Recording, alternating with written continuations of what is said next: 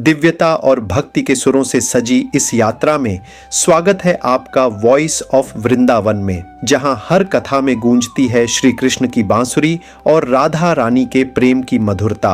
आज की इस कथा में हम सुनेंगे मित्रता, नियम और सच्चे धर्म की एक अद्भुत लीला, जहां श्री कृष्ण, बलराम और सुदामा हमें सिखाते हैं कि जीवन में नियम और भक्ति दोनों का संतुलन कितना आवश्यक है। तो आइए सुनते हैं मालपुए वाली लीला, कृष्ण, बलराम और सुदामा की कथा, जहां प्रेम और मित्रता का स्वाद मालपुए से भी अधिक मधुर है। बलराम और श्री कृष्ण को आश्रम में भिन्न भिन्न कार्य करते थे। एक बार श्री कृष्ण, बलराम और सुदामा भिक्षा मांगने के लिए जाते हैं। एक द्वार पर खड़े होकर तीनों भिक्षामदेही कहते हैं तो एक महिला अपनी बेटी के साथ भिक्षा लेकर बाहर आती है और कहती हैं, ब्रह्मचारियों, आज आने में बहुत देर कर दी। यह सुनकर श्री कृष्ण कहते हैं, माता, आज सारे आश्रम में सफाई करनी थी, बहुत काम था, इसलिए विलंब हो गया।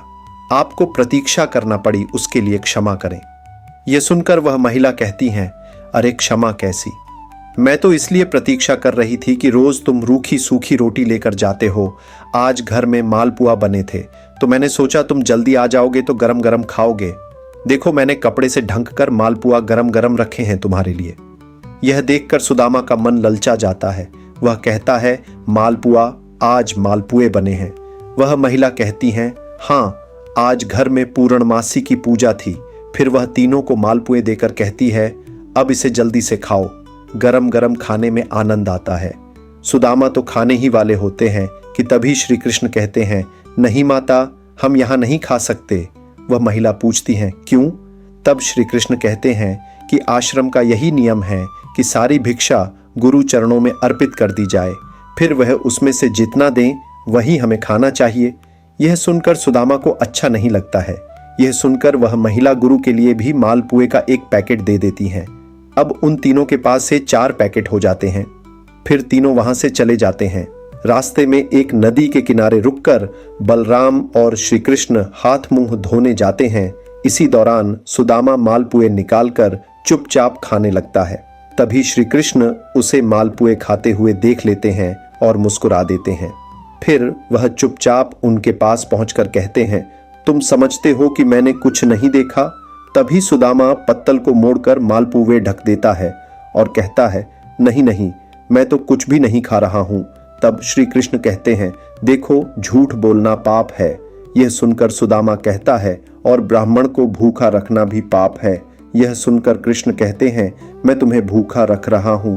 तब सुदामा कहते हैं, और क्या, उसने कितनी ममता से कहा था कि मेरे सामने खा लो, और तुमने आश्रम के सारे नियम बता दिए। तब श्री कृष्ण कहते हैं, नियम तो है, गुरुदेव को पता चलेगा तो वे क्या कहेंगे? यह सुनकर सुदामा कहता है, गुरुदेव को कैसे पता चलेगा? रोज हम 3 रोटी लेकर जाते हैं तो आज भी 3 रोटी लेकर जाएंगे। हाँ, यदि तुमने गुरुदेव को न बता दिया तो? यह सुनकर कृष्ण कहते हैं कि देखो, मैं तुम्हारा मित्र हूं और मित्रता का धर्म कहता है कि मित्र की कमजोरी पर पर्दा डालना चाहिए। यह सुनकर सुदामा कहता है, तो तुम नहीं कहोगे? श्री कृष्ण कहते हैं, कदापि नहीं। यह सुनकर सुदामा कहता है, तो फिर सारे मालपुए खा लूं? श्री कृष्ण कहते हैं, हाँ, खा लो।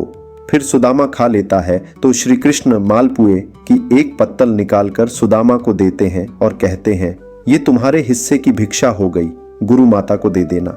यह देखकर सुदामा प्रसन्न होकर कहता है, कुछ भी कहो, तुम मित्र बड़े खरे हो। और यही थी कृष्ण, बलराम और सुदामा की मालपुए वाली लीला, जहां श्री कृष्ण ने दिखाया कि सच्चा मित्र वह होता है जो आपके दोषों को छिपाए नहीं बल्कि प्रेम से सुधारने का अवसर दे। इस कथा में भक्ति भी थी, नियम भी, और मित्रता का सच्चा सार भी।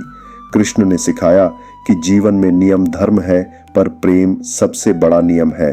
अगर आपको यह कहानी पसंद आई हो तो लाइक करें, कमेंट में बताएं आपको कृष्ण और सुदामा की कौन सी बात सबसे हृदय स्पर्शी लगी, और सब्सक्राइब करें हमारे चैनल वॉइस ऑफ वृंदावन, जहां हर कहानी में बसता है प्रेम, भक्ति और श्री कृष्ण का नाम। जय श्री कृष्ण।